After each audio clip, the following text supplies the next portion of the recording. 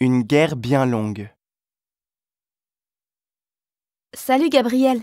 Salut Louise. Alors, tu as rencontré Sam? Oui, on est allé prendre un café. Il m'a raconté l'histoire de son pays. Il vient du Rwanda, c'est ça?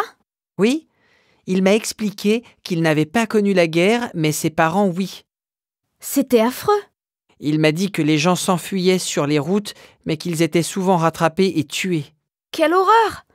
Un véritable génocide. On croyait que de tels massacres n'étaient plus possibles après la Seconde Guerre mondiale, mais les Rwandais ont vécu l'enfer. Toutes les guerres sont horribles, de toute façon. Oui, tu as raison.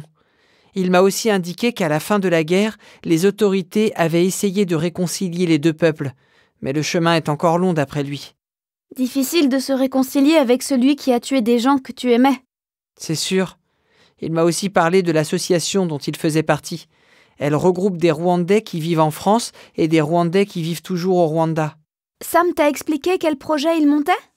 Il m'a parlé d'un projet qu'ils avaient mis en place dans les écoles en France et au Rwanda pour expliquer ce qui s'est passé. Bonne idée. Il faut parler aux enfants pour que la paix revienne. Ils ont aussi un projet pour changer l'image du Rwanda. C'est sûr que, quand on dit Rwanda, on pense tout de suite à la guerre. Oui, mais Sam m'a expliqué qu'il y avait plein de belles choses à découvrir dans ce pays, en particulier la faune et la flore qui sont très riches et variées. Tu lui as demandé ce qu'il voulait visiter pendant son séjour en France? Ah zut! Gabriel!